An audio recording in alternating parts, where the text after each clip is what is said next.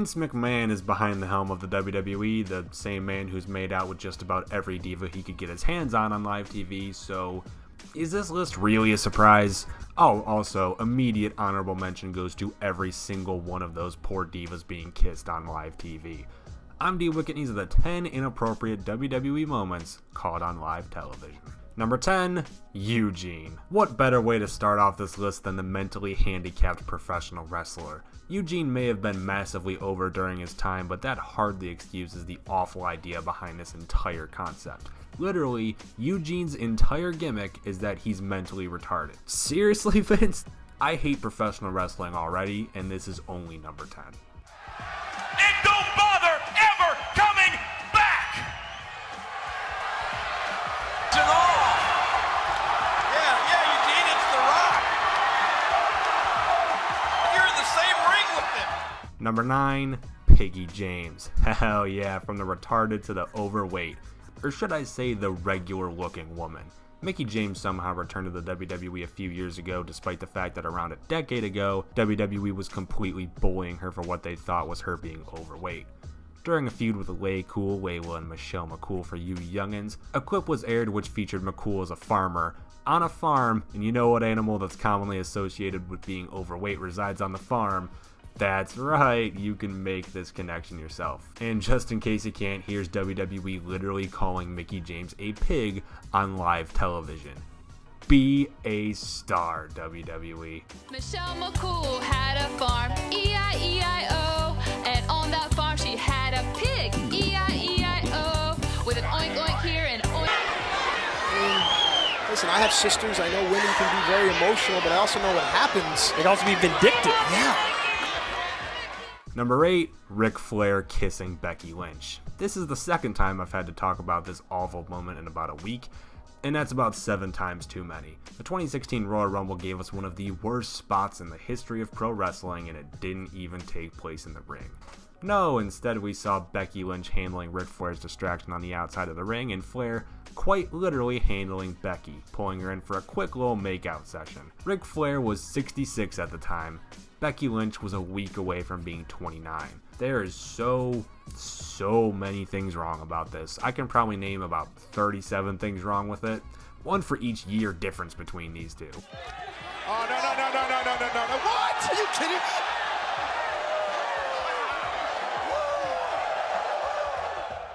Number 7, exploiting Paul Bearer's death. Oh great, so far we've covered the mentally handicapped, fat shaming, and borderline sexual assault, so where better to advance than deadly exploitations. William Moody, better known as Paul Bearer, passed away on March 5th, 2013, just a month short of WrestleMania 29. CM Punk and The Undertaker already had their Mania matchup set in stone, so why not take advantage of your loyal worker's death? Pretty much the entire story of this feud was CM Punk is a massive asshole, and he's gonna make fun of this death to try and get inside the head of Taker. I am the biggest CM Punk fan that you're gonna find on here, and I can't even try to defend this one.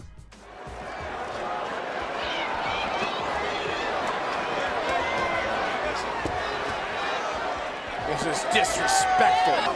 Punk he was disguised as a Druid ambushing Undertaker.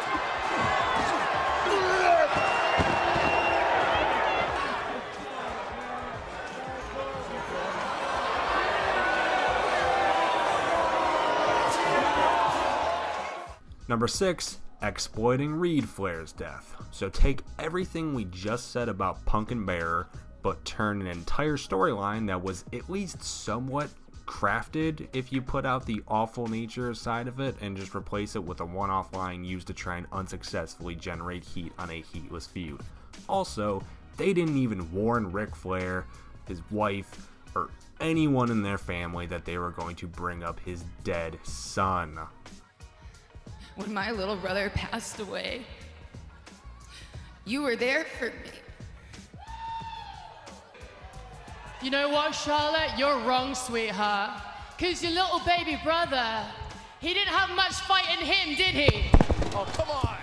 Number 5, Choppy Choppy. Wow, it's been so long since I've talked about this moment. I'll be honest, I was just finally starting to forget that it even existed. But just like a bad dream and herpes, Kyan ties back once again to make my life considerably worse. Val Venis debuted in the WWF immediately with a gimmick that'd bring him fame, and within just the first few weeks, he had already slept with someone's wife. Well done, Val, but you pissed off the wrong Asian stable, as they literally captured this man and tried to cut off his penis with a samurai sword. What am I reading? According to the storyline, his dick was saved at the last second due to shrinkage. I couldn't have made up that gold if I tried to, ladies and gentlemen. He saved his dick because of shrinkage. Well done, WWE. Well done. And look at this! He's carried off Yamaguchi's what?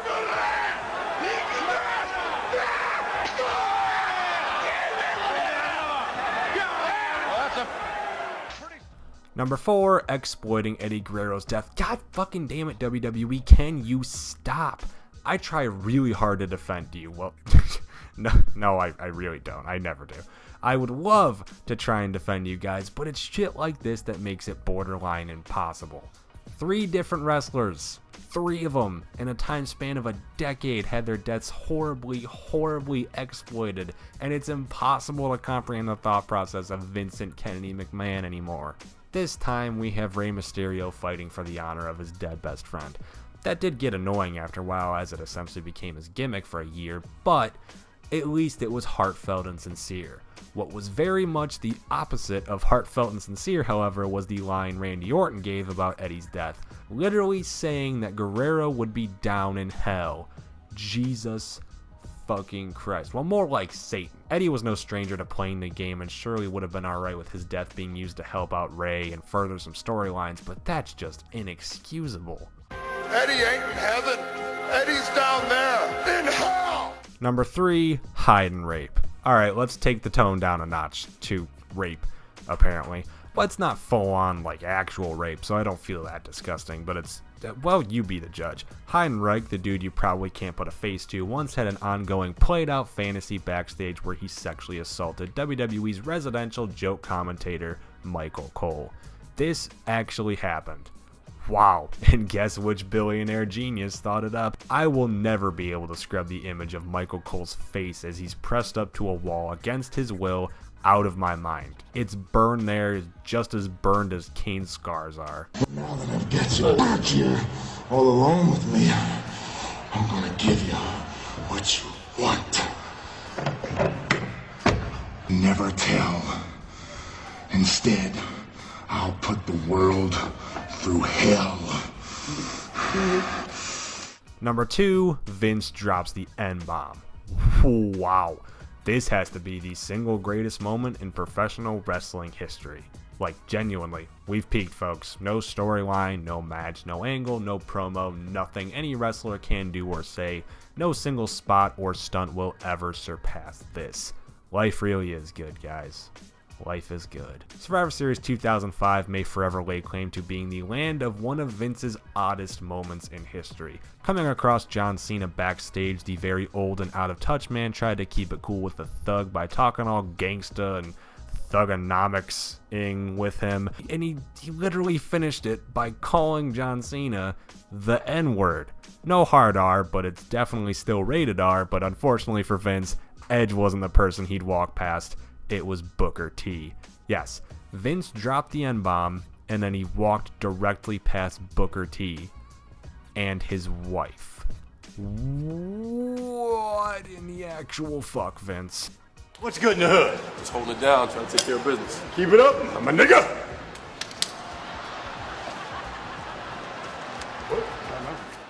And just for fun, here's a nice little honorable mention for you. And after we take Lex Luger and the Giant, we want the gold, sucker. Hulk Hogan, we coming for you, nigga. I should point out for the record, Stevie Ray, look at... And number 1, Katie Vick. The only thing that could possibly beat out a Vince McMahon N-bomb, it just had to be Katie fucking Vick. Back in 2003, we had a feud between Kane and Triple H that saw H bringing up Kane's supposed ex-girlfriend Katie Vick, I'm literally starting to stutter because that's how bad this is, you guys. According to kayfabe and Vince's awful wet dreams, Kane killed his girlfriend in a car crash a decade prior to that scene, and then proceeded to have sex with his dead girlfriend's corpse. This wasn't enough though. They couldn't just say those words to us. They had to throw a Kane mask on a naked Triple H, send him into a funeral home, point him to a casket with a mannequin inside, and insinuate Kane forcefully fucking this inanimate object. I hate pro wrestling. Hello, Katie.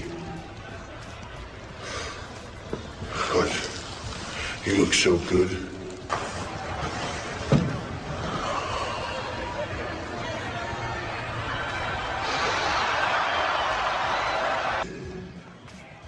I really did. I screwed your brains out. And that's the list. Do you want to kill yourself as much as I do? Let us know in the comments down below, and be sure to like the video, subscribe to the channel, and turn on notifications to ensure that Kane doesn't...